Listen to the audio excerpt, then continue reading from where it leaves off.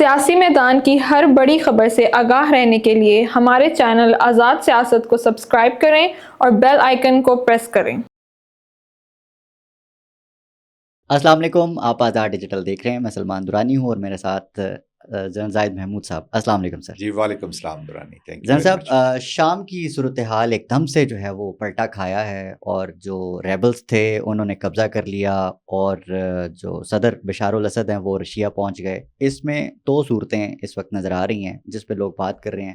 ایک لوگ جشن منا رہے ہیں اور کہہ رہے ہیں کہ جی مسلم دنیا کے لیے ایک اچھی خبر ہے، اور جو دوسرے لوگ ہیں، دوسری طرف کی جو رائے ہے وہ یہ کہہ رہی ہے کہ اب جو ہے اسرائیل کو راستہ مل جائے گا جو فلسطین میں مزید مظالم کرنے کا۔ تو اس پوری صورتحال میں جنرل صاحب یور ٹیک۔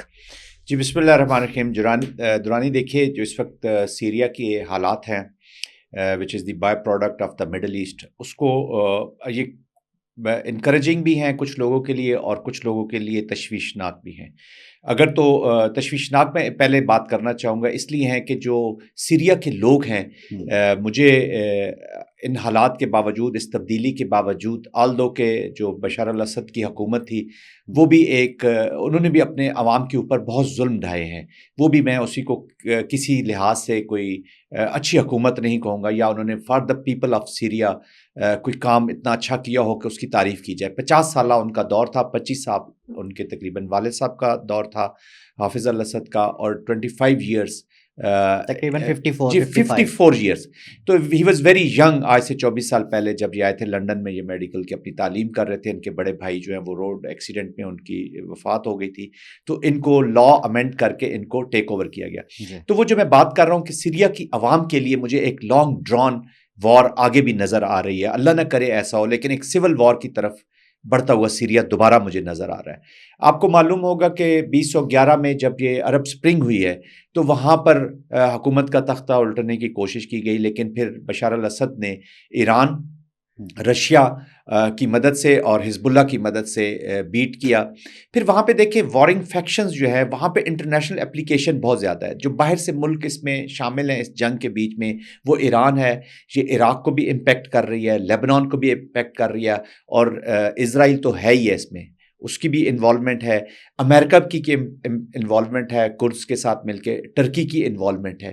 تو there is lot of involvement of the different countries, international players کی، اور ان کے اپنے آبجیکٹیوز بھی ہیں۔ رات کو ٹرمپ نے اس کے حوالے سے ایک ٹیک لیا ہے، اس کے بعد آپ سمجھتے ہیں کہ جو امریکہ ہے وہ زیادہ اس میں انٹرسٹ لے گا شام میں، یا پھر نہیں لے گا؟ دیکھیں امریکہ کی جو پالیسی، نہیں وہ بالکل لے گا۔ امریکہ از the player in the conflict.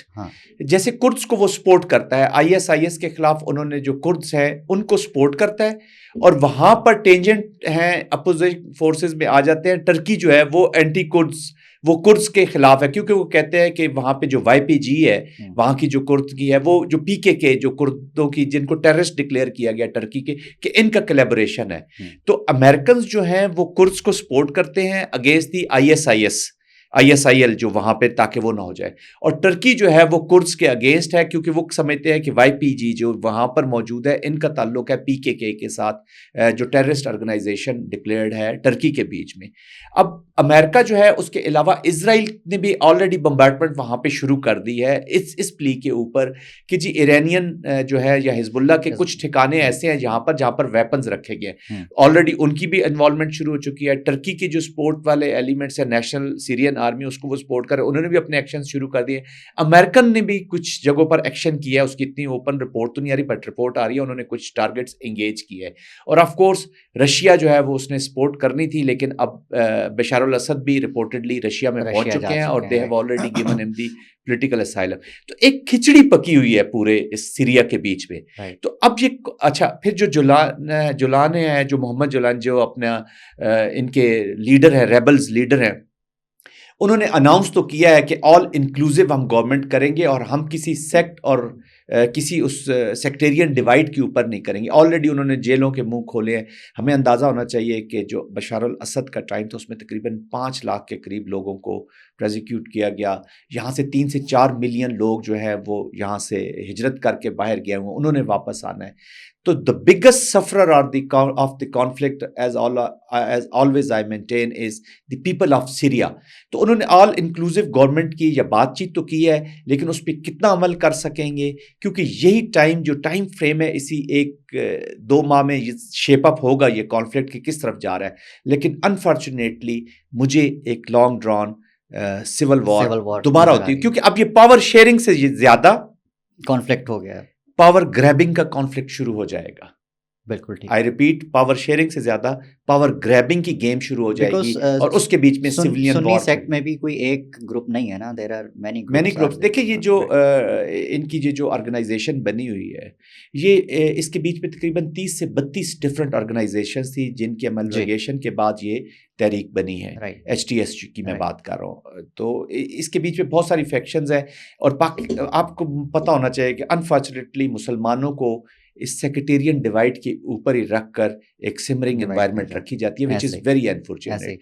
تو نقصان ہوگا انسانیت کا، نقصان ہوگا مسلمانوں کا، نقصان ہوگا سیریا کے لوگوں کا، نقصان ہوگا مڈل ایسٹ کا، and over all international peace اور فلسطین کا.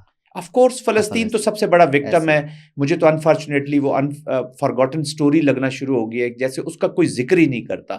تمام پراکسیز کے بارے میں زیادہ کیئرفل لوگ ہیں. ابھی دیکھیں نا، اسرائیل نے اس کا پورا فائدہ اٹھایا، جو گولان کا ایریا، گولان ہائٹس کا. انہوں نے کہا جی چونکہ سیرین ملٹری یہاں سے چلی گئی ہے تو یہاں لا اینڈ آرڈر نہ خراب، انہوں نے اسرائیلی فوج کو وہاں پہ داخل کر دیا. تو وہ گولان ہائٹس کے اوپر قبضے کا آلریڈی انہوں نے منوور کر دیا ہے. And we have found Netanyahu yesterday, وہ جو آگے فارورڈ پوسٹ ہے گولان کے ایریا میں، وہاں پر پہنچے ہوئے ہیں.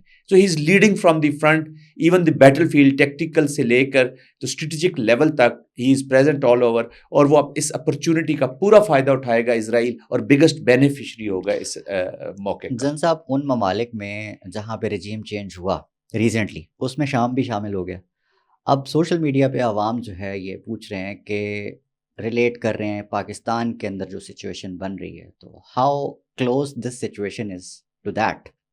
No, it is not at all very close to situation like that. دیکھیے وہاں پہ تو سیکٹیرین وار تھی، وہاں پہ تو مین رجیم کا ڈیموکریٹک پروسیسز نہیں تھے. آپ کو جیسے ہم بات کر رہے ہیں کہ 54 سال سے ایک ہی 2 اشخاص جو ہے وہ حکومت کر رہے تھے. تو وہاں پر پھر انٹرنیشنل پلیئرز کی انوالومنٹ بہت زیادہ تھی. تو اللہ نہ کرے کہ پاکستان میں یہ اس طرح کے حالات ہوں. ہماری ڈیموکریسی پریزنٹ ہے، ہمارے ادارے کام کر رہے ہیں، ہماری عوام میں اویئرنیس ہے، ہماری کوئی سیکٹیرین ڈیوائڈ نہیں ہے، کوئی الحمدللہ باہر سے ایسی اپلیکیشن نہیں ہے. اور یہ دیکھیے جو اس ڈیبیٹ کو چھیڑنا چاہ رہے ہیں یا اس لائن کے اوپر اپنے کوئی پولیٹیکل پرسوٹس کرنا چاہ رہے ہیں، یہ پاکستان کے لیے بہت ہی خطرناک ہوگا. ہمارا الحمدللہ ڈیموکریسی از انٹیکٹ، تمام ادارے ڈیموکریٹک پروسیجرز کے پیچھے کھڑے ہیں، اور ہمارے پاس جو سسٹمز ہیں اس میں جان ڈالنے کی ضرورت. ہاں ٹیمپریری طور پر میں بھی کوئی پولیٹیکل ایشوز ہوں، پولیٹیکل کرائسز ہوں، انڈیویجولس کے پرابلم ہوں، اس کا یہ مطلب نہیں ہے کہ اسٹیٹ اتنی کمزور ہے اس وقت. لیکن میں یہ عوام سے بھی درخواست کروں گا کہ اپنے ہر انٹرنیشنل جو ڈینجرس ٹرینڈز والی چیزیں ہوتی ہیں ان کے اوپر ریلیٹ کر کے جو عوام کے دل و دماغ میں ایسے وسوسے نہ ڈالے جائیں. عرب اسپرنگ بھی تو یہی ہوا تھا. جی ہاں، تو وہ یہیں سے شروع ہوتی ہے لیکن کنٹرول نہیں رہتا. عرب اسپرنگ کے بعد دیکھیں نا کیا امن آیا وہاں پہ. میں بتا رہا ہوں آپ کو 5 لاکھ کے قریب تقریباً سیرینز نے اپنی زندگیاں کھوئی ہیں یہاں پر. تو آپ کیا پاکستان میں خون کی ندیاں بہانا چاہتے ہیں؟ اور اللہ نہ کرے پاکستان کی گورنمنٹ کی ریٹ اسٹیبلشڈ ہے آج. اب تمام جو پولیٹیکل پارٹیز ہیں، دیکھیں ہمیں یہ سمجھنے کی ضرورت ہے، اپنے ٹیمپرز کو لو کرنے کی ضرورت ہے، انڈرسٹینڈ کرنے کی ضرورت ہے. All political parties almost all are in power. آپ کی خیبر پختونخوا میں پاکستان تحریک انصاف کی حکومت ہے، پیپلز پارٹی کی سندھ میں حکومت ہے، وی ہیو اے کولیشن ان بلوچستان. پنجاب کے بیچ میں مسلم لیگ کی حکومت ہے، اور تمام ریلیجیس پارٹیز بھی بلوچستان میں almost they are sharing the power. تو ہم سب رسپانسیبل ہیں. تو پاکستان میں مجھے تو دور تک اس کے آثار نظر نہیں آتے. اس کے اوپر ڈیبیٹ کرنا، اس کو کو ریلیٹ کرنا، یہ پاکستان کے ساتھ زیادتی ہے. پاکستان تحریک انصاف ملک کی سب سے بڑی پولیٹیکل پارٹی، وہ ٹینشن میں نظر آ رہی ہے. ابھی ہم سول نافرمانی پہ بھی بات کریں گے، لیکن کیا ذرائع بتا رہے ہیں کہ کہیں کوئی ریلیف ملنے جا رہا ہے خان صاحب کو؟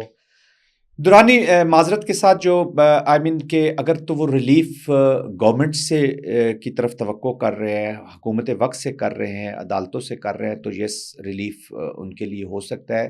دے have to fight a very strong legal battle. انہوں نے بہت اچھے طریقے سے اپنی لیگل بیٹل کرنی ہے.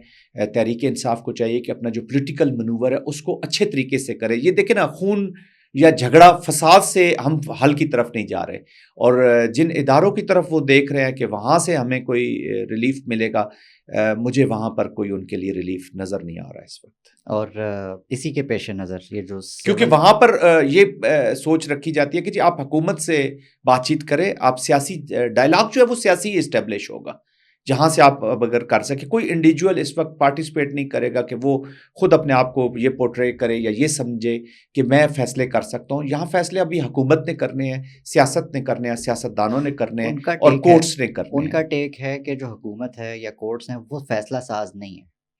تو دیکھیں نا، انہوں نے بھی دور یہاں پہ گزارا ہے، تو عدالتوں میں بنیاد پہ جی ہاں، تو پھر عدالتوں میں جان ڈالنے. میں ہمیشہ دیکھیں، میں کسی کو بلیم نہیں کرتا.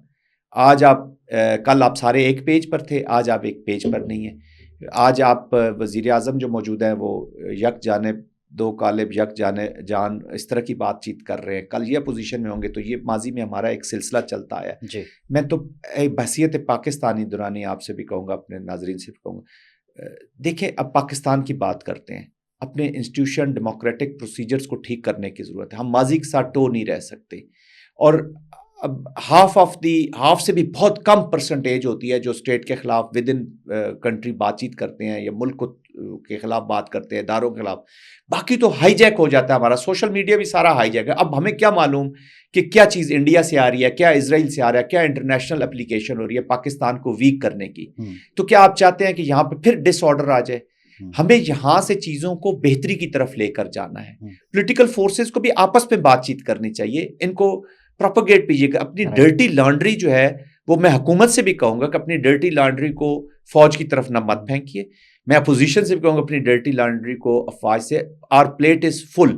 کشمیر میں دیکھیں حالات کیسے ہیں، بارڈر کے اوپر بلوچستان کے حالات دیکھیں نا. ابھی ہمیں جو مین ٹاپکس ہیں اس وقت ہمارے ہونے چاہیے تھے درانی. ہم خیبر پختونخوا پہ بات کرتے، ہم بلوچستان پہ بات کرتے، لیکن ہم سکٹل ہو رہے ہیں.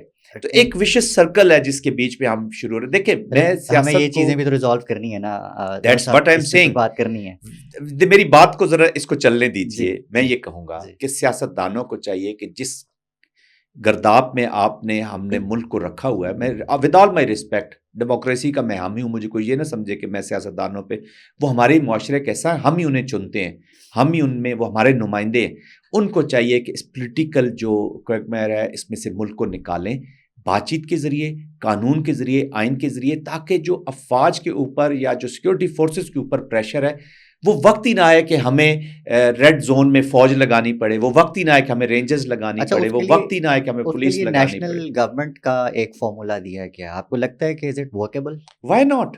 Every solution which is bringing peace to Pakistan, وہ اگر آتا ہے تو دیکھیں ہم سارے ایٹ ایز ہوں گے. ہمارا اکنامک اور سیکیورٹی جو اس وقت سچویشن ہے، آپ سمجھ رہے ہیں کہ 6-7 ہزار ارب ڈالر جو ہمیں آئی ایم ایف سے مل گئے، this will bail out Pakistan for time to come? No. This is a temporary relief. آپ اس کا فائدہ اٹھائیں، اس کے اوپر بلڈ کریں، پاکستان کی اکانومی کو آگے بڑھائیں، سیکیورٹی کو آگے بڑھائیں. چاہے اس کے لیے آپ کو نیشنل گورنمنٹ بنانی پڑے، یا اپنے پروسیجرز ٹھیک کرنے پڑیں، یا اپنی ٹرانسپیرنسی لانی پڑے، آپ کی جو الیکشن سسٹمز ہیں اس کو ٹھیک کریں. اپنی ماضی کی غلطیوں سے سیکھیں، ماضی کے بیگیج کے نیچے دب نہ جائیں. اور اب یہ جو بدلے کی اور عدل بدلے کی اور مقابلے کی اور ظلم کی یا ڈیوائڈ کی جو ڈویسو ہے، جو قوم کو ڈیوائڈ کرے، اس سیاست سے نکلیے اور سلوشنز دیجیے. ماضی سے یاد آیا 2014 میں بھی ایک سول نافرمانی کی تحریک جو ہے وہ چلائی گئی تھی. اسی کے پیش نظر یہ 14 دسمبر آ رہی ہے، اس کو خیبر پختونخوا پشاور سے دوبارہ اعلان کیا جائے گا. تو ان دسمبر آپ یہ دیکھیے، یاد رکھیے، دسمبر میں اگر یہ تحریک شروع ہو رہی ہے تو واٹ شوڈ اٹ مین؟ دیکھیں دسمبر کا مہینہ جو ہے نا درانی، یہ بڑا خطرناک مہینہ ثابت ہوا ہماری ماضی میں بھی، چاہے وہ سکوت ڈھاکہ ہو، چاہے یہ ابھی ان کی تحریک 14 دسمبر پھر آ رہا ہے. تو کئی ایونٹس ایسے کو ریلیٹڈ. ویسے بائی دا وے آپ کی برتھ ڈے بھی 9 دسمبر ہے, تو میرے خیال میں بسائڈ دیٹ کوئی اچھی خبریں ہمیں دسمبر سے ملتی نظر نہیں آتی. اس سے پہلے وہ شاعروں وغیرہ کے لیے عشق معشوقی کے حوالے سے مشہور تھا دسمبر کا مہینہ جو ہے, لیکن اب جو ہے انفارچونیٹلی یہ دسمبر میں, جیسے میں نے کہا 16 December we have a bad history attach with it. پھر پشاور سے بھی آپ نے ذکر کیا, تب بھی نافرمانی, سول نافرمانی, ایسے لگ رہا ہے جیسے ہم کوئی آزادی کی جنگ لڑ رہے ہیں. دیکھیے امپیکٹ اس کا بہت نیگیٹو ہوگا. میں جیسے ابھی پچھلے تھوڑی دیر پہلے میں بات کر رہا تھا, پاکستان کی سیکیورٹی اور اکانومی اس کنڈیشن میں نہیں ہے کہ یہاں پر اس طرح کی خطرناک تحریکیں چلائی جائیں. اب دیکھیں لوگ بات کرتے ہیں, لیٹس ٹاک ویری اوپنلی, لوگ بات کرتے ہیں کہ جب آپ بند کمروں میں بند کر دیں گے کسی کو تو وہ کیا کرے گا, اس نے کچھ نہ کچھ تو کرنا ہے. تو here the role of the government and the other political forces come, کہ ہم نے کیسے راستے نکالنے ہیں, کیسے بات چیت کو ڈیولپ کرنا ہے, کیسے اسپیسز ڈیولپ کرنی ہے. معافی اور اپنے کریکشن کی بات کریے. جب معذرت کے ساتھ پچھلی حکومت بھی تھی, میں کسی کا نام نہیں, تو وہ بھی اس وقت سختی کرتے تھے, وہ بھی اپوزیشن کو برداشت نہیں کرتے تھے. ہم کرپشن, چور, ان نعروں سے نکل ہی نہیں رہے. ٹھیک ہے, کرپشن کو بھی ایڈریس کریں, چوروں کو بھی ایڈریس کریں, لیکن لا فیئر کے تحت, قوانین کے تحت پروزیکیوشن اپنی امپروو کریں. میں آپ کو ٹیررسٹ کی ابھی دیتا ہوں, ہم نے اینٹی ٹیررسٹ جو کورٹس ہوتی ہیں وہاں سے سزائیں اس لیے نہیں ہو سکتی کہ آپ وٹنسز ہی نہیں لا سکتے. ہجرت اللہ جیسا جس نے مناوا پولیس کے اوپر اٹیک کیا, سننے میں جو ان کو 10 سال قید ہو رہی ہے, یا ان کی بھی ضمانتیں ہو رہی ہیں, کیونکہ پروزیکیوشن نہیں ہو سکتی, وٹنس پروٹیکشن لاز نہیں ہے یہاں پہ. وی آر فائٹنگ اے وار, اور ہم اپنی ان چیزوں کو امپروو کرنے کے بجائے, اور جو قوانین بنا لیتے ہیں معذرت کے ساتھ, ہم خود ہی پولیٹیکل لوگ ہی ان کا مس یوز کرتے ہیں. باہر سے ان کو کوئی آ کے جن صاحب جاتے جاتے ہم نا جو ملٹری کورٹس ہیں ان کے اندر جو کیسز لگے ہوئے ہیں 9 مئی سے ریلیٹڈ, اس کی تھوڑی اپڈیٹ لے لیتے ہیں. آج چونکہ سپریم کورٹ میں سماعت تھی, تھوڑی دیر پہلے ہی یہ خبر آئی ہے کہ گورنمنٹ نے سیک کیا ہے کہ جی آپ ہمیں فیصلہ سنانے کی پاور دے دیں. تو عدالت نے اس کو مسترد کیا ہے اور کہا ہے کہ جو ٹرائل ہے وہ ابھی کمپلیٹ ہونے دیں. تو کیا خبر آتی ہے, جو کیسز ہیں ان کا جو ٹرائل ہے وہ کہاں تک پہنچا؟ جی دیکھیے, تقریباً جو 9 مئی سے ریلیٹڈ ہے وہ تقریباً 105 کے قریب کیسز تھے, لیکن وہ میرے خیال 85 ہو گئے. جی ہاں 85 ہو گئے, کیونکہ وہ عید کے پچھلی عید کے موقع پر کچھ لوگوں کو معاف کر دیا گیا. تو 85 کے قریب جو میری اطلاعات ہیں اس کے مطابق وہ ٹرائلز مکمل ہو کر پڑے ہوئے ہیں. لیکن چونکہ سپریم ٹرائل مکمل ہو گئے ہیں, جی ہاں اٹس آلموسٹ کمپلیٹ, لیکن ان کا اناؤنس نہیں کیا گیا, وہ سپریم کورٹ کے آرڈر کے تحت. تو سپریم کورٹ نے اس کو آن ہولڈ کیا ہوا ہے. پرابیبلی ابھی یہ پروسیڈنگز چلیں گی کانسٹیٹیوشنل کورٹ کے اندر, تو اس میں اگر پرمیشن مل جاتی ہے کہ civilians can be tried in the military court, تو پھر تو یہ ان کے فیصلے آلموسٹ وہاں پہ ہوئے ہیں. But of course they will have the right of the appeal, وہ اپنا جو اپیل کا پروسیجر ہے اس کو مکمل کریں گے. بٹ سیولینز کا پھر ٹرائل اگر وہ پرمٹ کریں گے تو یہ جو فیصلے ہیں یہ جلد سامنے آ جائیں گے. 85 کے قریب یہ ابھی ہیں ایسے. اس سماعت کے دوران آج جسٹس مسرت ہلالی ہیں, انہوں نے ایک کویشچن ریز کیا, یہ بھی ذرا پوچھ ہی لیتے ہیں کہ یہ جو کور کمانڈر کا گھر ہے یہ دفتر کہلائے گا یا گھر کہلائے گا؟ دیکھیں یہ جو ملٹری ہوتی ہے, یہ ملٹری آفس جو اپوائنٹمنٹ ہولڈرز ہوتے ہیں, کور کمانڈرز ہو گئے, جی او سیز ہو گئے, اور بھی سرٹن ڈفرینٹ لیولز پہ, اس کے لیول کے مطابق وہاں پہ کچھ نہ کچھ گھروں میں سسٹمز, کیونکہ یہ 24/7 کا پروسیس ہوتا ہے. یہ ایسا تو ہے نہیں کہ صبح 9 بجے سے لے کے 5 بجے تک آپ نے آفس بیٹھنا ہے, تو اسی میں جیسے سول میں ہمارا ہوتا ہے آپ اویلیبل ہیں, اس کے علاوہ آپ اکثر, تو یہ 24 آپ کے ٹروپس ڈپلائڈ ہوتے ہیں, آپ کی موومنٹس ہو رہی ہوتی ہیں. تو 24/7 جو کور کمانڈرز یا جی او سیز ہوتے ہیں دے آر ان پکچر کہ کیا ہو رہا ہے. تو اگر گھر پہ بھی جاتے ہیں تو کچھ کمیونیکیشن کے ایسے سسٹمز ہوتے ہیں, کچھ انفارمیشن کے سسٹمز ہوتے ہیں, کچھ کمپیوٹرز, کچھ ایسی چیزیں جو ان کو گھر پر بھی دی جاتی ہیں تاکہ وہ اس کے اوپر بیٹھ کر اپنا فنکشن کر سکیں اور 24/7 وہ اویلیبل ہوں. پھر سیکرٹ کمیونیکیشن سسٹمز ہوتے ہیں وہاں پہ لگے ہوتے ہیں, تو وہاں پر ملٹری انسٹالیشن کے آلموسٹ مد میں یہ جگہیں آ جاتی ہیں. فوجی تنصیبات کہا جا سکتا ہے, جی سر ان اے وے کہا جا سکتا ہے. جب ملٹری کمیونیکیشنز وہاں پہ لگی ہوئی, کوئی آپ کی پرائیویٹ تو ہے نہیں, اور وہاں پر کچھ ایسے ہوتے ہیں ورکنگ اسٹیشنز بھی ایسے اسٹیبلش کیے جاتے ہیں تاکہ امیجیٹلی کوئی ڈیسیژن میکنگ کرنی ہو. تو دیکھیں ہماری ڈپلائمنٹس ہیں, کشمیر میں ہیں, بارڈرز کے اوپر ڈپلائمنٹس ہیں, وار آن ٹیرر چل رہی ہے, تو دیر آر 24/7 کا یہ پروسیس چل رہا ہوتا ہے جس میں یو آر 24/7 آپ آن ڈیوٹی ہوتے ہیں. ایون جب آپ موو بھی کر رہے ہیں تو آپ کے ساتھ کچھ کمیونیکیشن سسٹمز جو لیڈرشپ ہوتی ہے ان کے ساتھ موو کر رہے ہوتے ہیں, آپ گھروں پہ بھی ہوتے ہیں تو 24/7 آپ کے پاس کمیونیکیشنز ہوتی ہیں. تو ان اے وے ان کو تنصیبات بھی کہا جا سکتا ہے. جنرل صاحب لاسٹلی یہ بتائیے گا کہ یہ جو 9 مئی سے ریلیٹڈ کیسز ہیں جو کہ زیادہ تر اس وقت آرمی کورٹس میں ہیں, رائٹ, تو آپ کو کیا لگتا ہے کہ وے شوڈ دے لیڈ, واقعی ہونا چاہیے یا یہ بعد میں نہ ہو کہ یار کچھ غلط ہو گیا, کچھ پولیٹیکل کریکشن کر لیتے ہیں, اب جو ہے وہ دوبارہ سے چیزیں جو ہیں وہ درست کر لیتے ہیں؟ آپ کو کیا لگتا ہے کہ یہ اس کا انجام کیا ہونا چاہیے؟ دیکھیں ملٹری کورٹس تو اسٹیبلش کی جاتی ہیں جب ہمارے دوسرے Durrani, let me make a very I mean ایک انفارچونیٹ اسٹیٹمنٹ کہ ہماری جو کورٹ سسٹم ہے نا, نظام انصاف, وہ کوئی اتنا انکریجنگ نہیں رہا, کبھی بھی انکریجنگ نہیں. میں نے آپ کو ابھی ہجرت اللہ کی مثال دی. 2009 میں آپ کو مناوا پولیس ٹریننگ سینٹر کا یاد ہوگا, باربیرک ایکٹ. ہم ان لوگوں کو بھی صحیح سزا نہیں دے سکے کیونکہ کورٹس میں پروٹیکشن نہیں, ہمارے کورٹس ڈیلیور نہیں کرتے. تو اب جو ملٹری ریلیٹڈ کیسز ہیں, جو ملٹری انسٹالیشن پہ, یہ پوری دنیا کا ایک نارم رہا ہے. تو ان کو اسی جگہ پہ ہونا چاہیے جہاں پہ ان کو پروزیکیوٹ پراپر طریقے سے دے کر سزائیں دی جا سکیں. اب جو بھی ہو, دیکھیں جس جو خوف ہے نا عوام کا, let me talk very frankly, ہمارا جو مس یوز آف اینی لا اگر کیا جائے گا, مثلا ایک قانون بنایا جاتا ہے ٹیررسٹ کے خلاف یا کسی, آپ اس کو اگر پولیٹیکل ڈومین میں یوز کریں گے, اپنے اسکور سیٹلنگ میں یوز کریں گے, that is not good, that is not good for the country. آپ قانون بنائیں, جس اسپرٹ اور جس کام کے لیے قانون بنایا جاتا ہے ان کو ٹرائی کریں, اور جب جو لوگ قانون توڑتے ہیں, چاہے وہ کتنا ہی پاورفل شخص کیوں نہ ہو, چاہے وہ کتنا ہی بڑا لیڈر ہو, پاورفل شخص ہو, سیاسی سماجی کوئی بھی شخص ہو, جو قانون توڑے گا اس کو قانون کی سزا انہی کورٹ سے ہونی چاہیے جو اسٹیٹ آف پاکستان ڈکلیئر کرتی ہے یا اسٹیبلش کرتی ہے.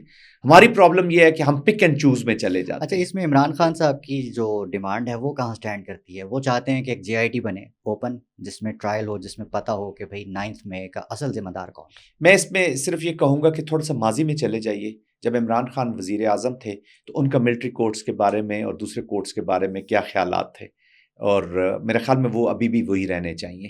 اور دیکھیں یہاں پر ملٹری کورٹس ذوالفقار علی بھٹو صاحب نے بھی قائم کیے, مارشل لا بھی انہوں نے لگایا 1977 میں بھی ملٹری کورٹس. تو یہ سولینز ود آل مائی رسپیکٹ, ہمارے جو پولیٹیکل لیڈرشپ ہے وہ پک اینڈ چوز میں چلی جاتی ہے. جب ان کو سوٹ کر رہی ہوتی ہے کوئی چیز, وہ اس کے فار ہوتے ہیں. دیکھیں ہم نے اس وقت پک کرنا ہے any thing which is important for Pakistan. ہم نے اس چیز کو ریجیکٹ کرنا ہے which is detrimental to the security sovereignty of Pakistan. جن صاحب آپ نے اپنے بیزی روٹین سے ہمیں ٹائم دیا. Thank you very much for your time. And happy birthday once again. Sir, thank you very much.